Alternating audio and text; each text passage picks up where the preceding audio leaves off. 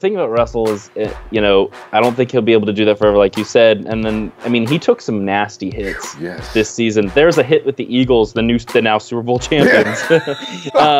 They came in and they sandwiched him, and I thought he was done for the season. He gets right back up and walks away. The only thing about Rusty, he's tough. He's a tough little guy.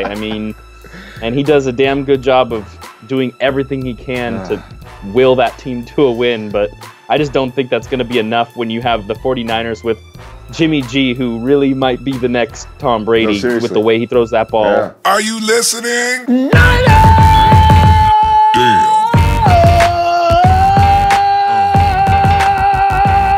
Say! Oh, it's so good to be a Niner. Right about now, Ronbo Sports representing the Niner Empire organization worldwide. Fam, how you doing? Appreciate you allowing me to come in and talk some 49er football. You know here at Ronbo Sports, 49er season, it just never ends. Did you check out Pierre Garçon? All of a sudden he stopped playing ball, and Pierre's out recruiting. He's recruiting players for next season. I love the way he described the 49ers too. We got a quarterback. We got a coach that ain't all up in your videos. Hey, get in the comments and explain. What does he mean by that? What does he mean? A coach that's not all up in your videos. I still don't get that. But I find it funny. But but I felt bad. There Malcolm was standing on the sideline. He was crying because they decided to tell him minutes before the national anthem, apparently, Malcolm, you're not playing in this game. Oh, man. That's cold. I felt bad for him. I really did, but here's the thing. I was looking down the 49ers roster. Out of 10 cornerbacks, and 2 of them, let's put it this way, 10 cornerbacks listed right now, and it depends on, what rosters you look at, but I looked at this on ESPN. Out of the 10 cornerbacks, only 4 of them are less than 6 foot tall. And 2 of them, K'Wan Williams, and they put Jimmy Ward, that's another story. They put Jimmy Ward in with the cornerbacks. Okay, they're 5'10 and 5'11. So, but they're slot cornermen, right? And then you got Asa Jackson and Leon Hall, and I don't even know what's going to happen to them next season because they're going to bring other guys in. There's going to be, that camp is going to be raging to see this. So, I'm wondering, I don't think that Butler is much taller than 5'10 or 5'11, right? He doesn't fit the scheme, fam. I feel bad for him. I wish they would allow him, because I feel bad for him. Allow him to come in camp and try out for a spot. Okay, that's, but he doesn't fit the scheme, so I'm just saying, I don't know. Anyway, we'll see. PR was being nice, and other players are signing up, because it's so funny, because everybody will say, yes, because the bottom line of that tweet was, we need a corner. I was, okay, I said, everybody signed up, okay, fine, at that. But one signing we can celebrate right now. Cassius Marsh is going to be a 49. Hey, you know how I feel about the situation with the pass rush. 3 years. I look now when I'm watching games, I'm so envious of other teams that have a pass rush. I get such a rush watching teams really get in there and just beat up that quarterback. The quarterback's like, oh my God. We don't have that. This is why I keep getting into people saying, we need corner, whatever position people say we need wide receivers, we need corners. No. Priority 1, get me a pass rush. Yeah! Please get me a pass rush. So, Cassius Marsh, appreciate you, fam. I'm so delighted they re-signed. That boy got some dog in him. And I need some more boys like him to get some dog in him. So, I'm really feeling good about that. Hey, you know what? It's not really any of our business, but I just want to draw this line between the two. Last year, this time, we were in the same position as the Colts. We were wondering if indeed Kyle Shanahan would come back and be our coach after he got through coaching the Super Bowl Atlanta Falcons. And all of a sudden, here we are, fast forward to 2017, Indy's in the same position as we are. They're waiting for Josh McDaniels. He's going to take over and be their coach afterward. I said, whoa. We had him in our mix last year. Josh did it to him. He told him, I can't make it, y'all.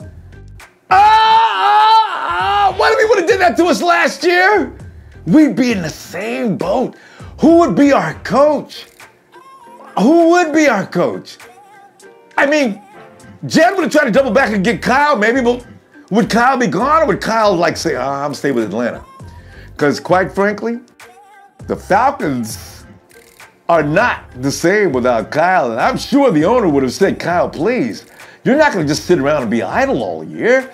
Come on back and do another year with us and let's win the Super Bowl. Because the honest to God truth is, if Kyle would have been back in Atlanta, they would have been better this year than they were last year. That's just the way that works. They ain't got a lot of old men over there, nothing like that. The defense got better. Eagles would not have had a prayer against Kyle Shanahan-led Falcons. You and I both know this. But there it is. You know what I'm saying? Indy's bad luck. They trusted that fool. We got Kyle. We made the right choice. Props, Jed York. And then more props you gotta give to Kyle Shanahan. He's a guy. He's the right guy, man. He proved it all year long. Kyle Shanahan's like leading the 49ers down this dark tunnel of doom. Even this year, we go 0-9. Kyle Shanahan's got the support of every guy on that team. Testimonies given all the time about how much we love Kyle Shanahan. And they played hard for Kyle every week. We got decimated by injuries, and other things took place. Quarterback situation wasn't cool, and we go 0-9. But they're still following Kyle down that dark tunnel. He's got that little flashlight in his hand because the light ain't too bright, man. He looks down and suddenly, week 10, week 11, you can see a light at the end of the tunnel. And there's a vision at the end of the tunnel. 6'2", 225 pounds of pure talent. Goes by the name of Jimmy G. The 49ers move forward and they haven't looked back since. Yeah! G-Child. Ronbo! What's good with ya? Shout out to my dog in Philly. Brian, with his chicken wings and fried rice eating self. Philly is jumping. And congrats to the Eagles. Yeah. We next, Ronbo. Yeah, I know. I feel it. I'm feeling it. You feel me? I'm feeling it, babe. Oh, you ain't feeling it. Why? I am feeling it. Well, sound like you feeling it. Oh, yeah. Niners! Hell yeah. Yeah. And I'm gone. He's right. I don't know what I was doing. I mean it, but you know, I was just trying to talk. You know how I feel about next year. In fact, I got a bro up in Seattle I want you to meet. You gotta check this out. Niner fam, here we are on the edge of greatness. You can feel it in the air.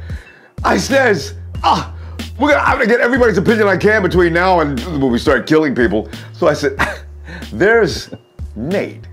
Nate up in Seattle, and Nate's got a nice background. Nate, explain a little bit about what you do up in that great state of Seattle. So I do production for a radio station up here, 950 KJR. Actually, it's a Seahawks radio station. But, you know, you got to get the job where you can get it. Yes. You know? But I'm Niner Nate on the radio. So if you're up in the Seattle area, you're ever listening, and you hear him talking about Niner Nate, that's me. I'm the only Niner fan in a whole entire radio station.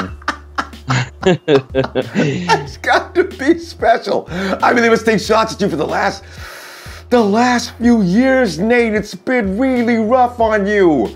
They must be killing you. Well, I started about a year ago, and when I came in, they were saying they're going to win the Super Bowl because they signed Sheldon Richardson, and they signed all these guys, like, meaning, okay, we're going to the Super Bowl again. And I was like, oh, God, I'm going to watch these dudes win the Super Bowl this year, aren't I? And luckily, they didn't even make the playoffs, but it was so much that went on in that, you know, month period where it was like, oh God, here we go again. You know, and the funny thing about Sheldon, I understand they're not even going to be, there's not enough funding in the budget to even sign Sheldon, so he may walk. He's probably going to walk. There's a lot of guys, I think, that aren't going to be with that team next year. It's actually going to be really interesting from living here to see what happens to that team from I guess more of a hilarity perspective than a... You know it. I'll tell you what, I'm going to segue right to this then. The power rankings have been put out. We're ranked at number 14. And that's understandable because we haven't played enough games yet. And last year we finished up with a big rush, but we weren't doing anything special. But here's the thing. First thing I looked at, the other teams, Green Bay and some of the other clubs, okay, fine. But then I saw the NFC West, Nate, and it said we were behind both the Rams and the Hawks. I says, okay, guys, this is kind of, is it that the Rams did well last year? Is it our personnel? Maybe we're not ready yet for prime time. Or, are the Hawks, is the ownership just assumed to continue because it has been that way? I don't get that, Nate. Shed some light on that, man. I'm confused. So the Seattle Seahawks are such an interesting thing because, they're built around this young defense of talented guys who really, if you're a football fan, they were fun to watch, really. Yeah. And then this year, Russell Wilson did everything, and they fired their offensive coordinator. For some reason, they fired their defensive coordinator. They hire a guy who's literally never won anything in his entire life in Schottenheimer, and their cap space is probably the worst it's ever been. Russell Wilson is really good, and so they'll probably always be able to compete. I don't think they're ever going to do the 2-14 thing like we did. True, but. As horrible as that was, I would love to watch them do that. But the Seahawks, I don't think they're going to be better than the 49ers this year. I just really don't. But, anything can happen in free agency and all that stuff. And they're going to trade Earl Thomas away, and they're going to get some picks for him, I think. Wait. I think Earl Thomas is the first one to go. You think Earl Thomas... Hey, Nate, could it have anything to do with that running up to the coach in Dallas and say, hey, coach... I'm available. If something would, and it was misconstrued, I understand. Well, you probably know more about that than I do. But he came up to him and he's like, he came afterwards and he said that, I want to come there when I'm done in Seattle. And that's kind of the way he'd spend it. Yeah. But then he was in the Pro Bowl and he's like, oh, I'm not going to play next year without a contract. And so, yeah, I don't really know. And Seattle, the position they're in, they have to get as many draft picks as they can because for the next 2 years, they have no second or third round pick. So, everyone's doing mock drafts of them picking, I think, at 18, and there's no way they pick at 18 because they have no second or third round picks.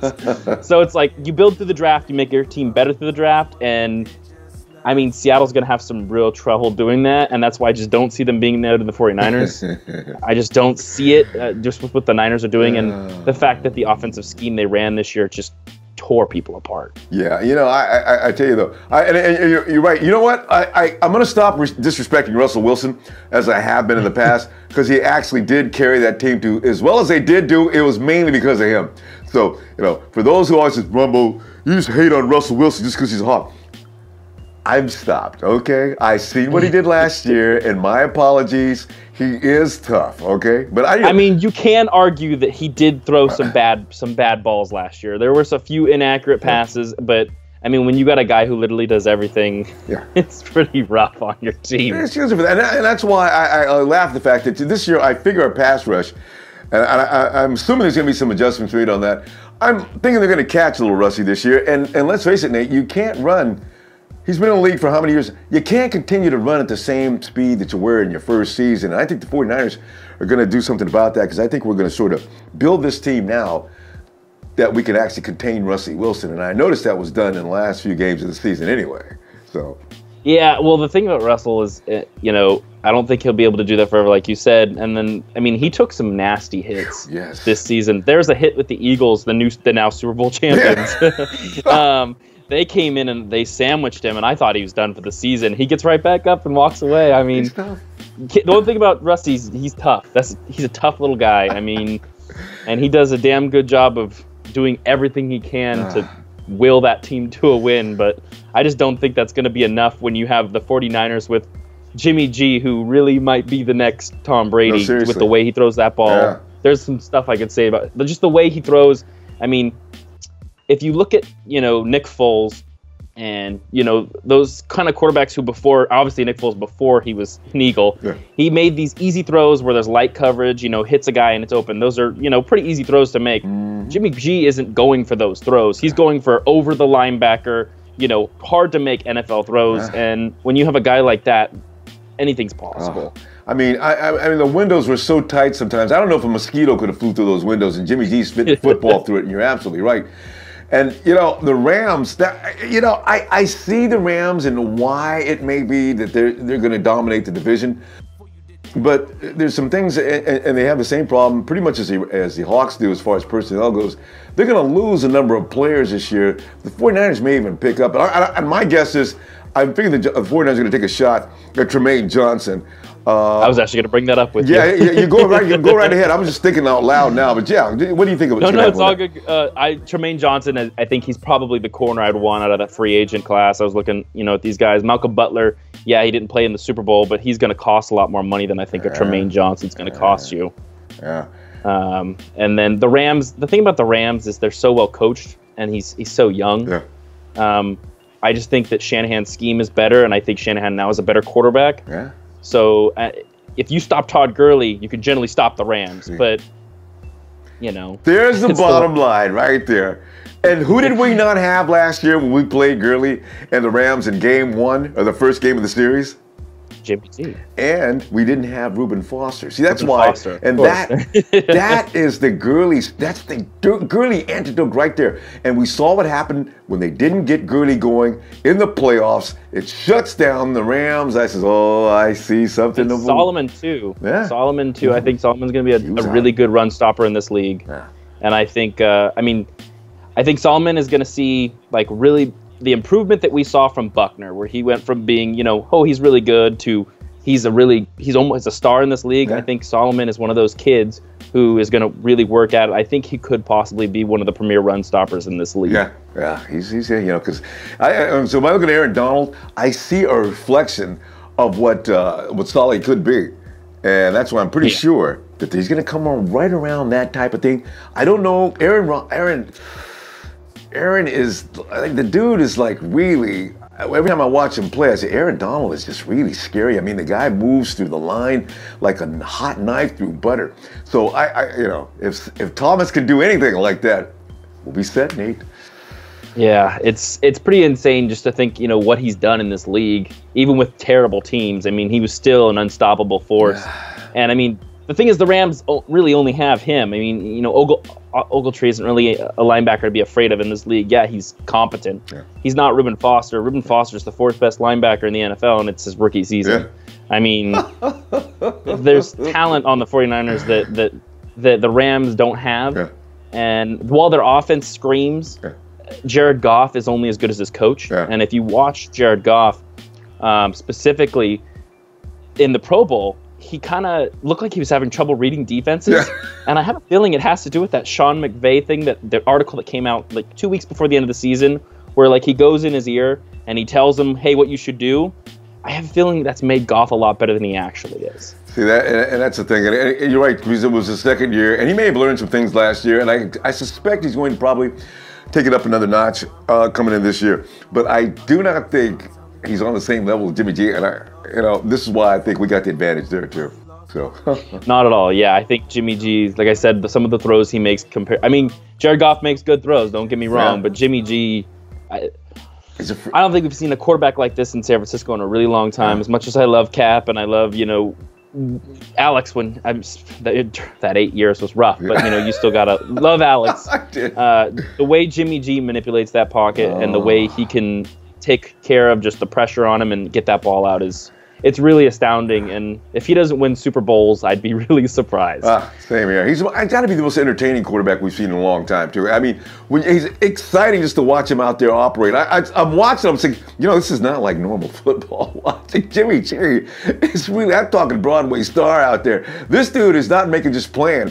He's making every last snap exciting, and he keeps that defense the opposing defense is out there forever. He moves those chains over and over and over. I'm saying, oh, God, another miracle third round. I didn't want to see you guys on third down. I'm going to start relaxing on third down plays. He's going to move the chain anyway.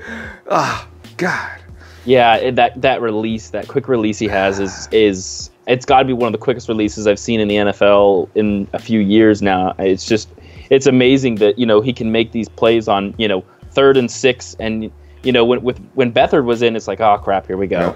Yeah. But the minute Jimmy came in from week 2 or 3 of his career, we're like, oh my God, we're gonna do this. This is third down. We got this. We got Jimmy G. And it's kind of like that Tom Brady thing, last night during the Super Bowl. Yeah. He has a minute left. I'm sure Patriots fans are like, okay, Tom Brady's gonna march down the field, score a touchdown, we're gonna win. And I have that kind of confidence with Jimmy G. And it's only been 5 games? Yeah, that's it. Imagine a whole season. That's it. But each and every one of those games, he held a clinic. Just about every game. And Nick, the offensive line is going to improve next year because you got Trent Brown coming back. They may add another player or two, but the fact of the matter is, I think it's all about continuity. Everybody thinks it's personnel, but I think it's about offensive lines take a little while to gel and actually get in sync and do what they do.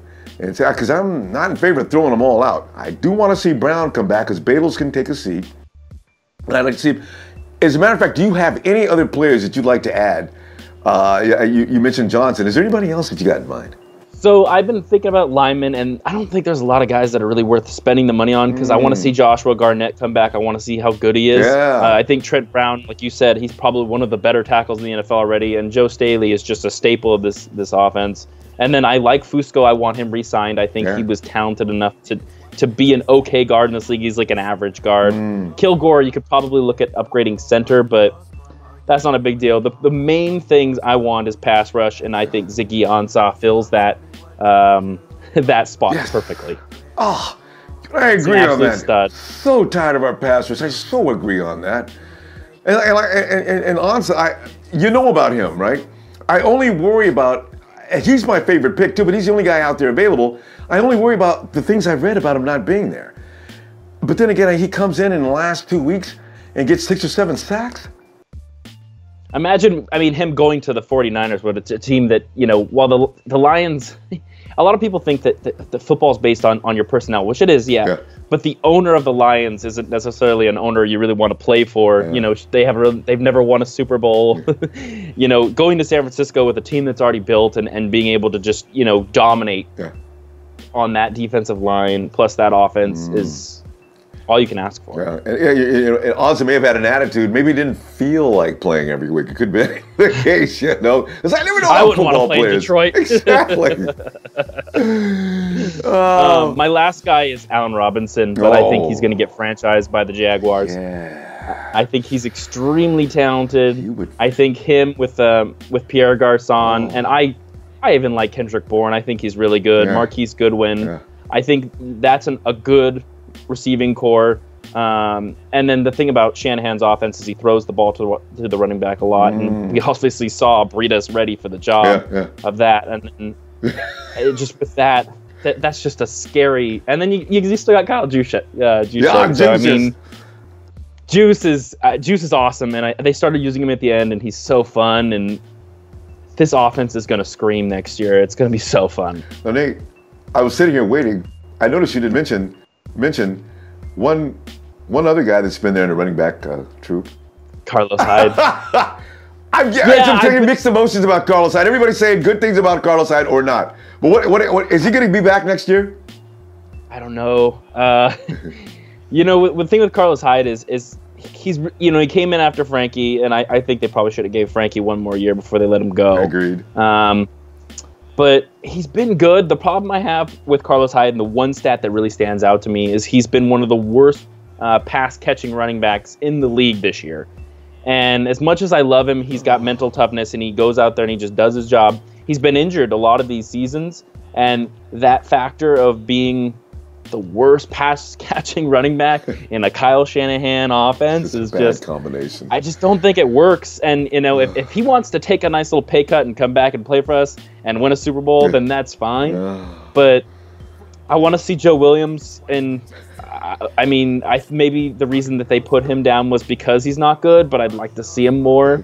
I think Matt Breida's really good. I don't know if he's ready to be the star of this team when it comes to running back, but I got a feeling they're going to be drafting. You know what? I really think, and I agree with you on all those points, but I think they're going to draft another running back. I don't know, because there's a whole bevy of them out there this year. Sony Michel, I mean, that guy, if they could steal him in the second or third round, he's dynamic, and you have him and Matt Breida.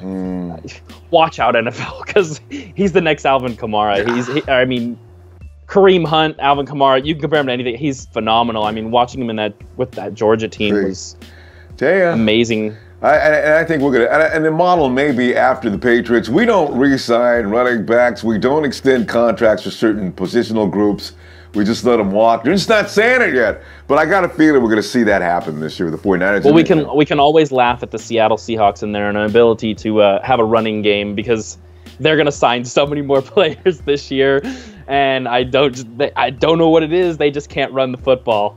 And we'll see if they can fix it. But, man, they had more runs for a loss last year than anything I've ever seen. If Carlos Hyde goes there, it's going to continue. And we all assume that. Everybody already said Carlos Hyde's going to end up in Seattle. Mikey Davis is already over there waiting for him. So, Yeah. Oh, God. I remember when he came in, everyone here was like, oh, Mike Davis is so good. And it's like, he's not very good. I don't know what you're talking about. We've had him before. He did look better there than he did in San Francisco. But you're right. Oh, I'll tell you what. Well, Nate, let's go. We'll go ahead and close this, but before we go, Nate, you got to give me the holla, man. We're about to go to the NFC Championship. No, we've already won that. We're on our way to the Super Bowl. I'm going to count 3, 2, 1. Give me a full expression. 3, 2, 1. Woo! Let's go, baby! Woohoo! I love it, Nate. Thank you, Nate. Well, I love to talk to people in the Seattle area. Because we've had this thing going on with Seattle for so long. Now when I talk to people up there, 49er fans especially, of course, that are up in Seattle, I want to know what's going on. What's the mood of them people up there? What are they thinking? You can always talk. So I want to thank all my brothers and sisters up in Seattle. Our fam up in Seattle. Coming up this weekend, fam, Saturday and Sunday, we've already started our off-season activities. And this week, Red and Gold GM, we will have Coach Tim will come in and he'll lay out what he thinks are going to be the best free agents to add to this roster going forward in the 2018 season. He'll make some cuts on some of the players that we may not need, and also inform you as to, well, he's going to add some things in there that you can maybe add a few questions. You can do that. There'll be a Q&A after the coach makes his presentation. It'll involve you, okay? So be prepared. Watch that Saturday. We'll be on at 5 p.m. Come on in, bring your questions or anything else you want to critique, because that's what the coach is there for. He is the GM of the day. He has to answer your questions. You need the Ronbo Sports app. Go ahead and get that, because that's what you need, because you got your phone number, you got your PIN number, then you can call in. We can take all in, yeah. And, of course, you get in the chat room. It's just so much kind of fun. Also, Sunday, of course, we will have our weekly weekend review fan gathering. You can come on in. You'll need the sports app for that as well. The fan gathering will take place at 7 p.m. PST. East Coast people, stay up. You know you want to be a part of this. Ronbo Sports app is exactly what I made too. You will see in there how to join show. Come on in. Let's have a good time Saturday and Sunday. 5 p.m. Saturday, 7 p.m. Sunday. Right? In the words of my boy, Sheik, please hit that like, share, and subscribe. I will see you this weekend. 7, 6, 5, 4, 3, 2, 1. You'll never have my secrets. Oh, this you crazy mother.